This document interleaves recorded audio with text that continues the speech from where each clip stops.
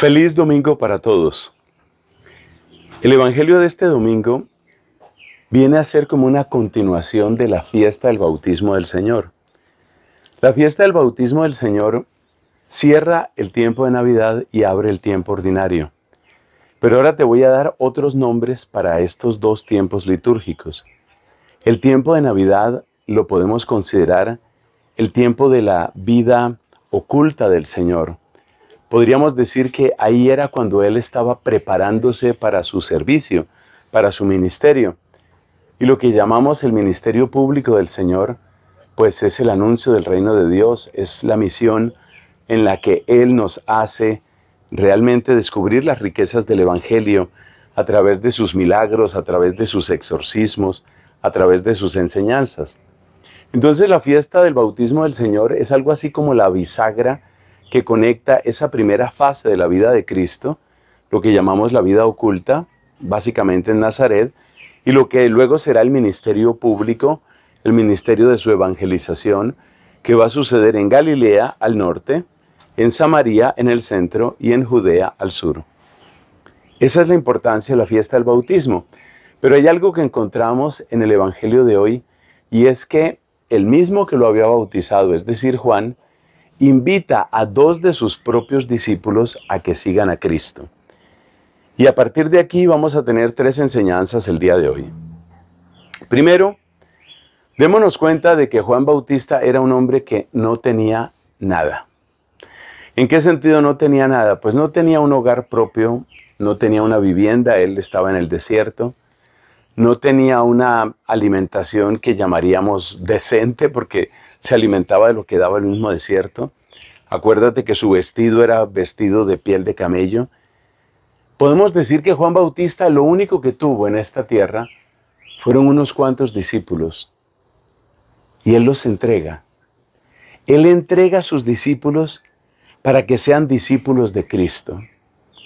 Es un acto de desprendimiento, es un acto de amor, es un acto de generosidad, que también nos muestra una ruta para nosotros.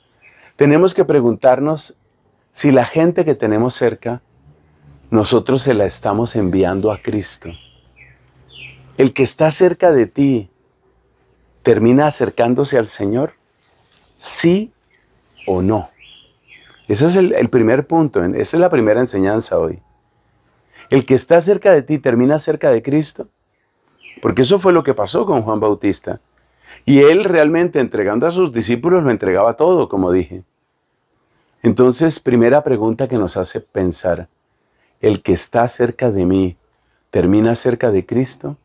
O hagamos la pregunta de esta otra manera, incluso más penetrante. ¿A dónde va a parar la gente que estuvo cerca de mí? La gente que estuvo cerca de mí en el colegio, en la escuela, en la universidad, en tal trabajo, ¿a dónde van a ir esas personas? Y algunos de ustedes o muchos de ustedes tal vez se pueden preguntar incluso desde este punto de vista, los amigos que yo tuve, ¿a dónde los conduje? Hay gente que ha tenido varias relaciones afectivas, noviazgos, por ejemplo. ¿A dónde conduje yo a esas personas? Ese es el primer punto. Segundo punto. Estos dos discípulos del Señor, que son Andrés y Juan, empiezan a acercarse a Cristo. Cristo les pregunta qué desean y ellos le responden también con una pregunta, Maestro, ¿dónde vives? Esto me parece muy hermoso porque luego el Evangelio dice, pasaron el resto del día con Él. Pasar el día con Cristo. Pasar los años de tu vida con Cristo. Llegar a conocer a Cristo con la cercanía, con la familiaridad, con la intimidad con la que se conocen aquellas personas que conviven con nosotros.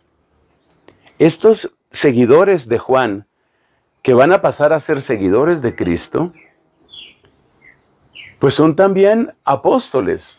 Estamos hablando de Andrés y de Juan, los apóstoles, llegarán a ser apóstoles. Y estos apóstoles que un día tendrán que contarle al mundo quién es Jesús. ¿Por qué le pueden contar ellos al mundo quién es Jesús? Porque han vivido con Jesús. ¿Qué es lo que empieza? Es la historia bellísima que empieza en el texto que se escucha hoy. Capítulo 1 de San Juan. Ellos pueden contar quién es Jesús, porque ellos han vivido con Jesús. Ellos no hablaban entonces de Jesús cuando llegó el momento de su evangelización. Ellos no hablaban de Jesús como el que habla de un extraño. Ellos no hablaban de Jesús como el que habla simplemente de oídas. Ellos hablaban de Jesús porque habían vivido con Jesús. Y esta es una segunda enseñanza y un segundo cuestionamiento para nosotros.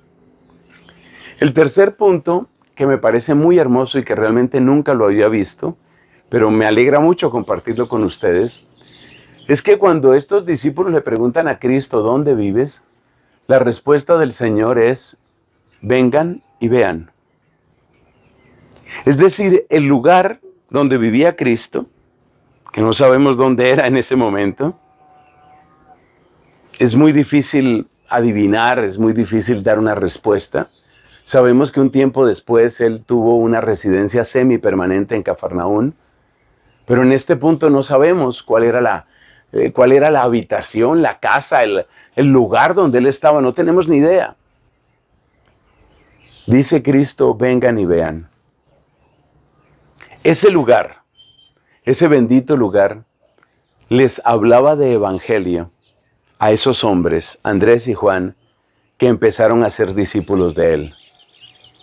Y aquí viene el tercer cuestionamiento, el tercer punto. Lo voy a describir de esta manera. Si alguien recorriera mis cosas, por ejemplo, donde yo vivo, y lo estoy pensando directamente de donde yo vivo, o sea, de mi convento en Bogotá, lo estoy pensando de ahí. Si alguien recorriera mis cosas, ¿de qué le hablan esas cosas mías? ¿De qué le hablan? Esta es una pregunta que es impresionante, porque si por ejemplo una persona ha estado obsesionada con el arte, esa persona se muere, ¿de qué habla el lugar donde esa persona vivió? Pues de la pasión que tuvo, del amor que tuvo, de lo que hizo de su vida. Si una persona se dedicó a hacer dinero, eso es lo que se va a encontrar.